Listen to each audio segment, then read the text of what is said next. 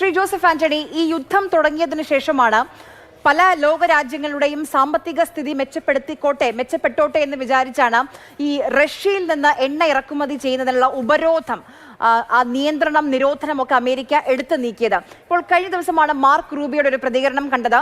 America എത്രയും പെട്ടെന്ന് ചെയ്യാൻ പോകുന്നത് ഇപ്പോൾ നൽകിയിരിക്കുന്ന ഇളവ് അത് എടുത്തു മാറ്റുക എന്നുള്ളതാണ്. നമുക്കറിയാം, നമ്മൾ 10-9 നമ്മുടെ ഇന്ധന ഉപഭോഗത്തിന്റെ 10-9 നമ്മൾ ഇമ്പോർട്ട് ചെയ്ത് കൊണ്ടുവരികയാണ്. അത് പ്രധാനമായും നമ്മൾ 5 രാജ്യങ്ങളെ ആശ്രയിച്ചുകൊണ്ടാണ് മുന്നോട്ട് പോകുന്നത്. ഖത്തറിനെയും അമേരിക്കയും UAEയും അങ്കോളയും ഒമാനെയും. ഈ സോഴ്സുകൾ മറ്റ് ഒരു ഡൈവേഴ്സിഫൈ ചെയ്യേണ്ട ഒരു ആവശ്യമുണ്ടോ ഇന്ത്യ? അത് വളരെ പ്രധാനപ്പെട്ട ഇപ്പോഴത്തെ ഒരു കോണ്ടക്സ്റ്റിൽ ഉന്നയിക്കപ്പെടേണ്ടതാണ് ആര്യ. നമ്മുടെ പ്രധാനമന്ത്രി ഒരു 1-2 ആഴ്ച മുമ്പ് ജനങ്ങളോടായിട്ട് ഒരു അഭിസംബോധന ചെയ്തല്ലോ. നമ്മൾ കൂടുതൽ സ്വർണം വാങ്ങരുത്, നമ്മൾ വിദേശയാത്ര നടത്തരുത്, നമ്മൾ കൂടുതൽ ഇന്ധനം ഉപയോഗിക്കരുത്, നമ്മൾ പൂൾ ചെയ്തുള്ള വാഹനങ്ങളിൽ സഞ്ചരിക്കണം എന്നൊക്കെ പറഞ്ഞിട്ട് അദ്ദേഹത്തിൻ്റെ വളരെ പ്രധാനപ്പെട്ട ഒരു പ്രസംഗം ഉണ്ടായിരുന്നു. ആ പ്രസംഗത്തിൽ അദ്ദേഹം നമ്മളോടാണ് ചില ത്യാഗങ്ങൾ സഹിക്കാനായിട്ട് ആവശ്യപ്പെട്ടത്. പക്ഷേ അവിടെ അന്ന് ഉയർന്ന ഒരു പ്രധാനപ്പെട്ട ഒരു ചോദ്യമുണ്ട്. നമ്മൾ ഈ സ്ട്രാറ്റജിക് റിസർവ്, പെട്രോളിയത്തിൻ്റെ സ്ട്രാറ്റജിക് റിസർവ് എന്ന് പറയുന്ന ഒരു സംവിധാനമുണ്ട്.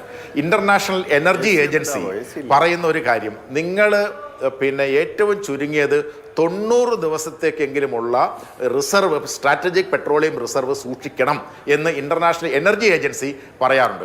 നമ്മുടെ ഇവിടെയുള്ള സ്ട്രാറ്റജിക് റിസർവ് എത്ര ദിവസത്തേക്കുള്ളതാണ്? നമ്മുടെ ഗവൺമെൻറ്റിൻ്റെ കീഴിലുള്ള സ്ട്രാറ്റജിക് റിസർവ് നമുക്കറിയാം. വിശാഖപട്ടണം, മംഗലാപുരം, പാടൂർ എന്ന് പറയുന്ന 3 ഇടങ്ങളിലായിട്ടാണ് നമുക്ക് സ്ട്രാറ്റജിക് പെട്രോളിയം റിസർവ് ഉള്ളത്. അത് 5.33 ദശലക്ഷം മെട്രിക് ടണ്ണാണ് നമുക്കുള്ളത്. എന്ന് പറഞ്ഞാൽ അത് 6-7 ദിവസത്തേക്ക് മാത്രമാണ് ഉള്ളത്. പൊതുമേഖലാ കമ്പനികളുടെ കയ്യിലുള്ള ഈ റിസർവ് കൂടി കൂട്ടുമ്പോഴാണ് നമുക്കൊരു 70-80 ദിവസത്തേക്കുള്ള റിസർവായി മാറുന്നത്.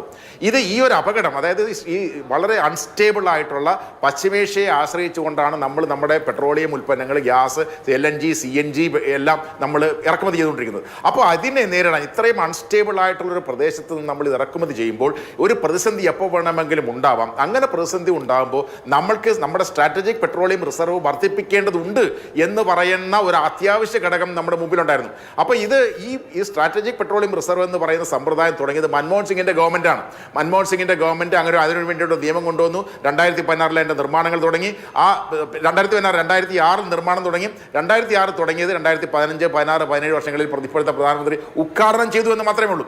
എന്നാൽ ഇതിന്റെ ഒരു ആവശ്യകത മനസ്സിലാക്കിക്കൊണ്ട് 2021 ഈ സ്ട്രാറ്റജിക് പെട്രോളിയം റിസർവ് വർദ്ധിപ്പിക്കേണ്ടതുണ്ട് എന്ന് പറഞ്ഞുകൊണ്ട് ഈ പാടൂർ എന്ന് പറയുന്ന സ്ഥലത്ത് രണ്ടാമത്തത്, ഒഡീസയിൽ ഒരെണ്ണം, ഈ 2 സ്ഥലങ്ങളിൽ വീണ്ടും ഒരു സ്ട്രാറ്റജിക് പെട്രോളിയം റിസർവ് വർദ്ധിപ്പിക്കുന്നതിനൊരു ഡിസിഷൻ എടുത്തു.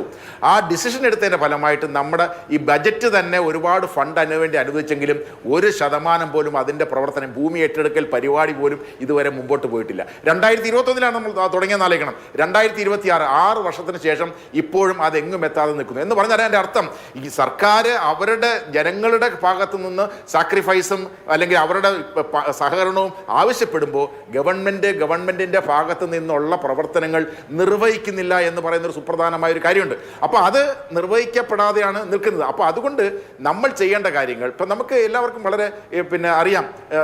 വാദീഷ് സാറ് ചൈനയുടെ കാര്യം പറഞ്ഞു. ഈ ചൈന 2017 ട്രംപ് ആദ്യം അധികാരത്തിൽ വന്നപ്പോൾ ട്രംപ് അവർക്കെതിരെ ഒരുപാട് ഉപരോധങ്ങൾ ഏർപ്പെടുത്തി, താരിഫുകൾ ഏർപ്പെടുത്തി. അപ്പോൾ അവർ മനസ്സിലാക്കി ഇനി ഈ അമേരിക്ക എന്ന് പറയുന്ന ആശ്രയിച്ച് നമുക്ക് വലുതായിട്ട് മുമ്പോട്ട് പോകാൻ കഴിയത്തില്ല.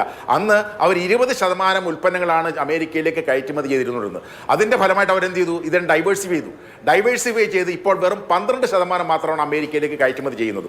അപ്പോൾ അങ്ങനെ വ്യത്യസ്ത നമ്മുടെ എന്ന് മാത്രമല്ല, അവർ ഈ എനർജിയുടെ കാര്യത്തിൽ അവർ ചെയ്തെന്താണ്? ശക്തമായിട്ട് ഇലക്ട്രിക് വെഹിക്കിൾസ് അതിശക്തമായി വർദ്ധിപ്പിച്ചു. അതിൻ്റെ ബാറ്ററികൾ ശക്തമായി വർദ്ധിപ്പിച്ചു. അതിനുവേണ്ടിയുള്ള റിസോഴ്സസ് വർദ്ധിപ്പിച്ചു.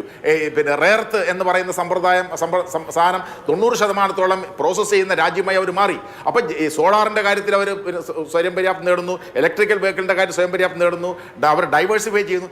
ഈ തരത്തിലുള്ളൊരു സ്ട്രാറ്റജി നമ്മുടെ ഭാഗത്ത്, ഒരു അഗ്രസീവ് സ്ട്രാറ്റജി എന്ന് ഞാൻ പറയും, ഒരു അഗ്രസീവ് സ്ട്രാറ്റജി നമ്മുടെ ഭാഗത്ത് നിന്ന് നമ്മൾ സ്വീകരിച്ചില്ല എന്നുള്ളൊരു വിമർശനം എനിക്കുണ്ട്. അപ്പോൾ ഞാൻ പറഞ്ഞു വരുന്നത് കുറച്ചുകൂടി ഈ ലോക രാഷ്ട്രീയത്തിന്റെ സാഹചര്യങ്ങൾ മനസ്സിലാക്കുകയും അതിനനുസരിച്ച് കാര്യങ്ങളെ ഡൈവേഴ്സിഫൈ, നമ്മൾ ഈ ഇന്റർനാഷണൽ സോളാർ അലയൻസിന്റെയും വിൻഡ് എനർജിയുടെയും ന്യൂക്ലിയർ എനർജിയുടെയും കാര്യത്തിൽ നമ്മൾ പരിശ്രമങ്ങൾ നടത്തുന്നുണ്ട്. പക്ഷേ ഒരു പ്രതിസന്ധി ഉണ്ടാകുമ്പോൾ ആ പ്രതിസന്ധിയെ നേരിടുന്നതിനുള്ള ശക്തി, ഭക്ഷണത്തിന്റെ കാര്യത്തിൽ നമ്മൾ വളരെ സ്വയം പര്യാപ്തരാണ്. പക്ഷേ ഇന്ധന കാര്യത്തിലോ എനർജി സെക്യൂരിറ്റിയുടെ കാര്യത്തിൽ നമ്മൾ മറ്റ് രാജ്യങ്ങളെ ആശ്രയിക്കുന്ന 85% ആശ്രയിക്കുന്ന രാജ്യമാണ് നമ്മൾ. എന്ന് മാത്രമല്ല, ഈ ഇങ്ങനെയുള്ള ക്രൈസിസ് ഉണ്ടാകുമ്പോൾ എന്ത് സംഭവിക്കും? എന്നെക്കാൾ നന്നായിട്ട് ആദികേശൻ സാർ പറയുന്നത് എന്താണെന്ന് വെച്ചാൽ, നമ്മുടെ വിദേശ നാണ്യ ശേഖരം ഇപ്പോൾ കുറഞ്ഞുകൊണ്ടിരിക്കുകയാണ്. ആ വിദേശ നാണ്യ ശേഖരം കുറയുന്ന സാഹചര്യത്തിൽ അത് നമ്മുടെ സമ്പദ് വ്യവസ്ഥയെ ബാധിക്കും. അതുകൊണ്ടാണല്ലോ അദ്ദേഹം പറഞ്ഞത്, നമ്മൾ സ്വർണ്ണം കൂടുതൽ വാങ്ങിച്ചാൽ സ്വർണ്ണം ഇറക്കുമതി ചെയ്യുന്നതിന് കൂടുതൽ കാശ് എടുക്കേണ്ടി വരും, പെട്രോളിയം ഇറക്കുമതി കൂട്ടിയാൽ പെട്രോളിയം ഇറക്കുമതി പിന്നെ വിദേശ നാണ്യ ശേഖരം കൊടുക്കേണ്ടി വരും. അങ്ങനെ വിദേശ നാണ്യ ശേഖരം കുറയുന്നത് ഒരു രാജ്യത്തിൻ്റെ സമ്പദ് വ്യവസ്ഥയെ സംബന്ധിച്ച് മോശമാണ്. അത്തരമൊരു ആപത്ത് തിരിച്ചറിഞ്ഞുകൊണ്ട് കൂടിയിട്ടാണ് അദ്ദേഹം ജനങ്ങളോട് മുണ്ടുമുറുക്കി കൊടുക്കാൻ പറഞ്ഞത്. അപ്പോൾ ഇങ്ങനെ ഒരു സാമ്പത്തിക സാഹചര്യത്തിലേക്ക് നമ്മുടെ രാജ്യം പോകുന്നുണ്ട്. അങ്ങനെ പോകുമ്പോൾ നമ്മൾ തീർച്ചയായിട്ടും ചെയ്യേണ്ടത്, നമുക്ക് എല്ലാവർക്കും അറിയാം, ഇറാൻ എന്ന് പറയുന്ന രാജ്യത്തിൽ നിന്ന് നമ്മൾ ഒരുപാട് എണ്ണ ഇറക്കുമതി ചെയ്തിരുന്നു. വെനസ്വേലയിൽ നിന്ന് നമ്മൾ എണ്ണ ഇറക്കുമതി ചെയ്തിരുന്നു. അമേരിക്ക പറഞ്ഞു, നിങ്ങൾ വെനസ്വേലയിൽ എണ്ണ ഇറക്കുമതി നിർത്തണം, ഇറാനിലെ എണ്ണ ഇറക്കുമതി നിർത്തണം. ഇപ്പോൾ ഇറാൻ അമേരിക്ക പറയുന്നത് കൊണ്ട് മാത്രമാണ്. ഇപ്പം നമ്മളൊന്ന് ആലോചിച്ച് നോക്കൂ, നമുക്ക് എല്ലാവർക്കും അറിയാം, ഇറാനിൽ നിന്ന് നമ്മൾ എണ്ണ വാങ്ങിച്ചിരുന്നു.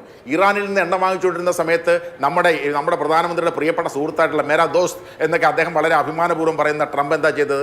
റഷ്യയിൽ നിന്ന് നമ്മൾ എണ്ണ ഇറക്കുമതി ചെയ്യുന്നു എന്നതിൻ്റെ പേരിൽ മാത്രം നമുക്കെതിരെ 25% പിഴച്ചുങ്കം ചുമത്തി.